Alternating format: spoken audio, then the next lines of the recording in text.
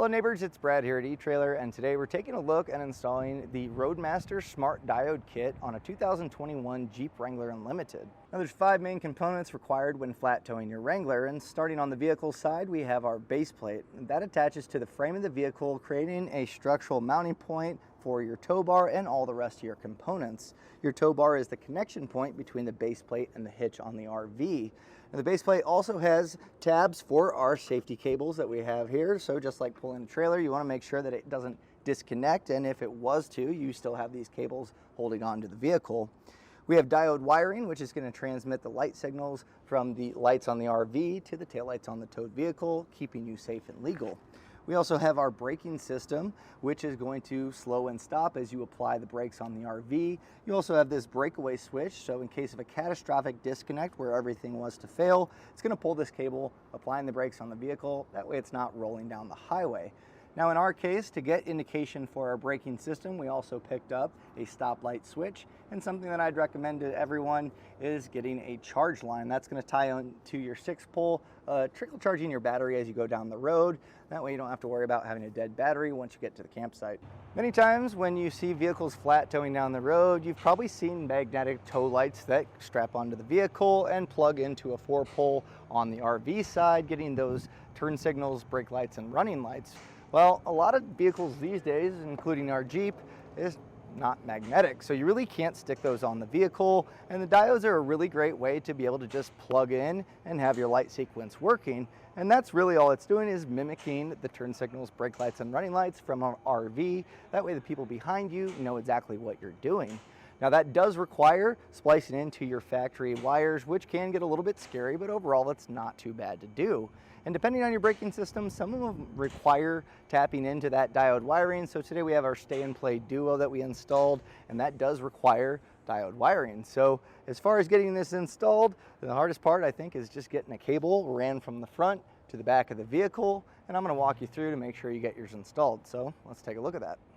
To begin our installation, you're going to want to make sure that you have a bracket set up to where you're going to put your 6-pole. And also, if you're going through our rock guard here, make sure you have a hole cut to get your wires passed in. This is also a good time if you have a charge line that you're going to be putting in with the 6-pole to also run that. And really, we're just going to be running this to the back of the car, but depending on the braking system, you may need to pull up an extra length. So we're installing the Demco Stay and Play Duo today, which does require tying into the diodes. So before I make my way back, I'm going to pull this up in the engine bay. To make this a little bit easier, you can go ahead and just tape up your diode wiring to your bracket. Leave yourself enough to where you're going to be able to hook up to that plug. You don't want to cut yourself short. It's going to make it a little bit harder to get that wiring going. So you also have a lot of suspension up front. Try to avoid all of that, as well as any exhaust or moving parts. Make sure the wires don't get damaged. So at this point, I'm going to pull mine up to the engine bay, and that's going to be for a braking system, and then we'll route it back, and I'll show you the path that I took. So I have my wire routed. I just started off by going through our skid plate. And at this point, to stay away from any of our front suspension, this bracket here has a hole that I was able to zip tie up. Now again, I had to pull this up for our braking system, so I'll lower down the vehicle and show you exactly where I went. So I pulled this up. You can actually kind of pull back the plastic fender liner to route this up if you want, but it kind of goes by the shock perch. And again, I'm going to be tying into this, so it makes sense to make a nice loop here. And something else you're going to want to do is you're going to split the white wire and peel that back. And the reason being, you can see our loose one here, we're going to route this over and ground it. There's a factory ground here that's a 10mm nut. So you can cut that white wire, put a ring terminal, and then tighten that back down. And with the excess white wire that we saved from doing that, we can use that as a jumper wire when it comes time to do our running lights. Now I just passed our wire down near the firewall and then zip tied it up. We have this insulated line here, and this is a great way to keep this away from the exhaust. So just as you keep going down, just zip tie that up every foot or so, just to make sure that it's, again, not going to get loose and rub on the exhaust. Now I made my way to this center section, zip tied this up, and then went to our rear cross member where we ended up splitting the wires. Our brown and yellow wire I ran over towards the driver's side, and at the top of the shock perch you can zip tie that up. And then once you kind of make your way to the frame rail, you're going to put it in this pocket here to where we can pull those wires up later. Now you'll see that I have this white wire. This is that excess that we saved from putting that ring terminal on. I just routed this across, zip tied it up. You can use where the factory hitch would go. And this is essentially going to tie into one of these wires and get the signal on this side. So on the right side, or our passenger side, our green wire, I did the same thing. I just split that off, used that shock tower to zip tie up, and then made my way over to the pocket on the passenger side. So at this point, we have all of our wires kind of in place, but we need to get our taillights taken out and start tying into the factory wiring. So now we're going to get our taillights removed, and it's pretty easy on the Jeeps. You just kind of go to this back plastic panel, and there's going to be a notch in there where you can put a small flathead screwdriver and just kind of twist that, and that should remove it. Now, if you feel down here, there's a plastic 10mm nut there that's spring-loaded. So we'll just go ahead with our socket, loosen this up.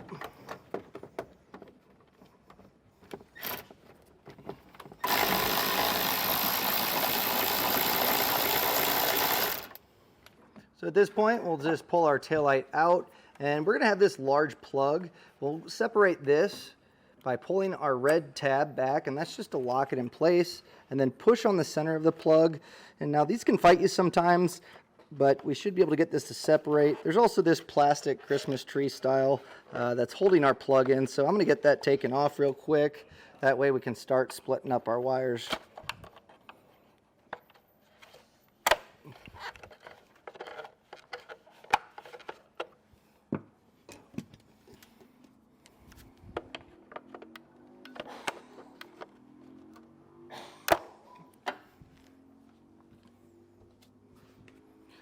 Now we are left with this insulation tape wrapped around our wires, and we're going to be tying our diodes a little bit further back. So we'll go ahead and get this peeled off. If you can find a end where they stopped, great. You can start unraveling this.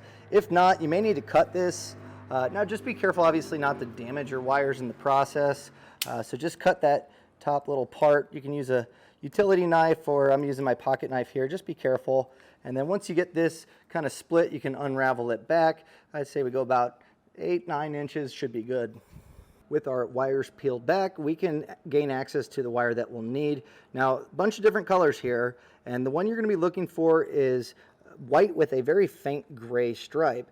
Now, be careful because there's a white with a gray stripe that's thinner. We're not going to be using that thinner one. So looking at our pin, you can see kind of where our lock was. This should be the third one over from the right. So just make sure you have this wire.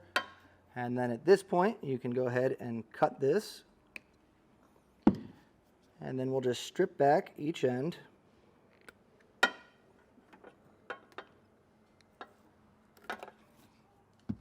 And then grab your diode and just pull off 2 of the spade connectors. And we'll get these crimped on. Now, anytime you make a connection with spade connectors, butt connectors, whatever it may be, you're always going to want to double check to make sure that it's on there properly. Best way to do that is just give it a quick tug. If that pulls off easily, then you're going to want to re-crimp it down. This is something that, unfortunately, you may not notice until it's all put together, and it's really tricky to have to go back and trace that down. So just make sure it's done the first time. That's going to save you a lot of headache.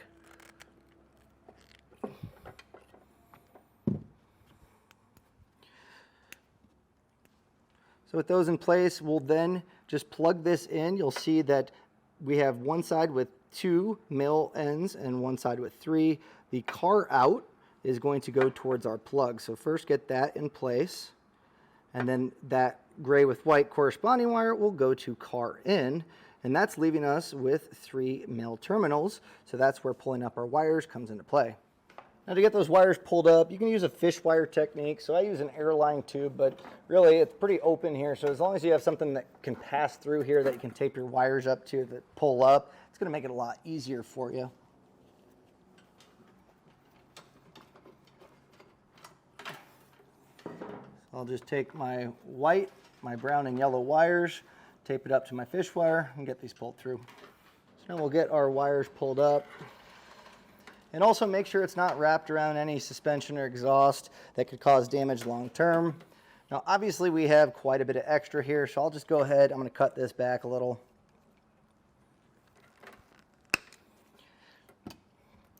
And we're going to start with our yellow wire here, because we're going to get it a little bit different when it comes to the brown and white. So pretty easy on the yellow. we'll just peel this back, strip back the end,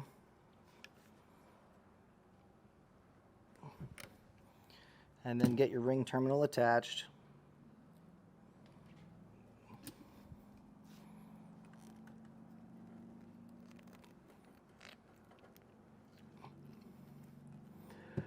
And this is going to attach, you'll see here that we have our RV brake. So our yellow is generally for our stop and turn signals, so we'll just get this one attached here. And we have a ground, which is going to be a little jumper wire that's included. So that leaves one terminal for our 2 wires here. So we are going to get these to jump together. The spade terminal, unfortunately, is pretty small to where getting both these wires in might be tricky. So what we'll do, you can use the butt connector included in the kit. We'll strip back both ends. And you can go a little bit longer here because we'll be twisting them together.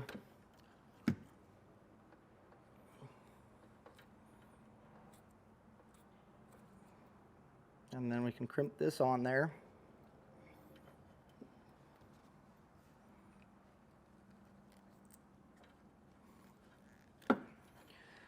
And then with our excess white wire that we cut off, we can just get a little jumper, and that way we can attach it to that terminal.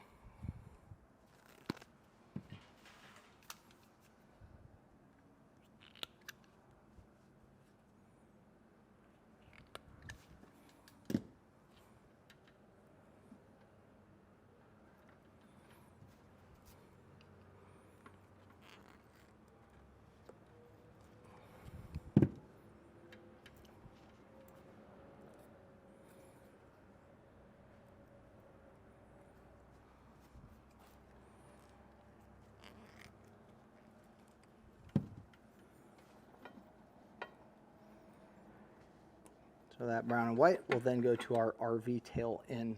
So I mentioned earlier that ground, this is also included in the kit. We're going to want to attach this to the metal somewhere on the vehicle using a ring terminal. So we'll get that portion attached first. And the ring terminals are also included in the kit.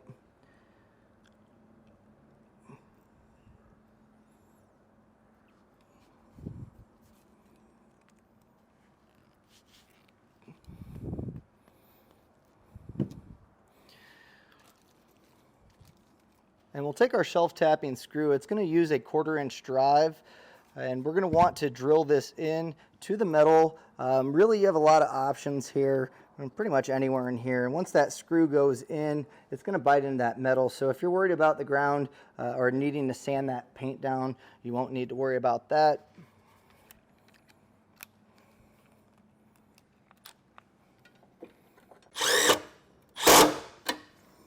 Just make sure that it's tight enough for that ring terminal that it's not spinning around, but you don't want to get too crazy because if you continue to do that, it's going to round off those threads that you just made and not be a secure connection. So final step here, we'll strip back this ground wire end,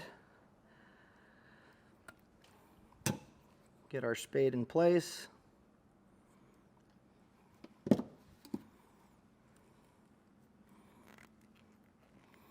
And then we'll place this on the ground.